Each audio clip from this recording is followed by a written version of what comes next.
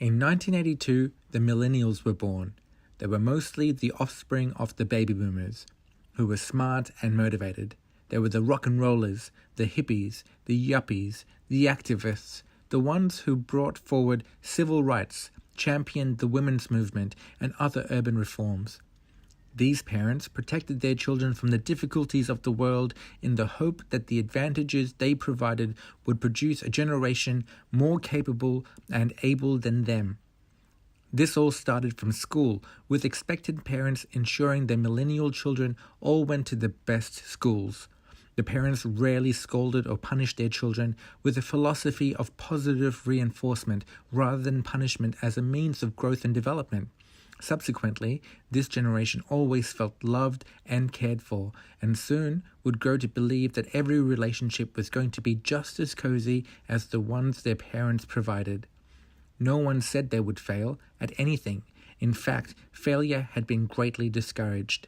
Baby boomer parents would often complain if their millennial children weren't doing well, not with the children themselves, but with the school, institution, or the teachers.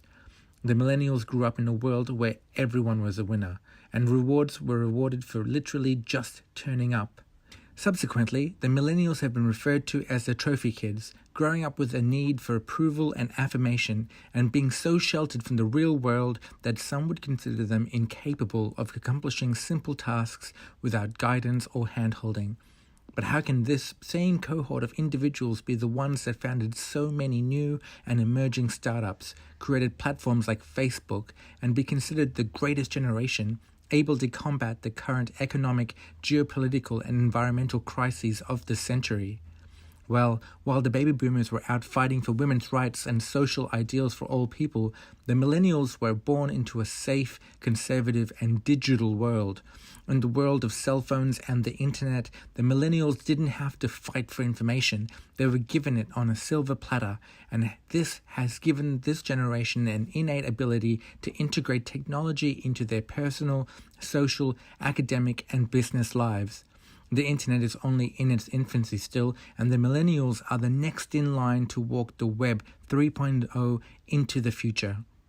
The millennials have seen their parents struggle with their work-life balance and have made a decision to prioritize life. Whilst the 80s and 90s were economically challenging times, the millennials have now found themselves in a stable economic environment.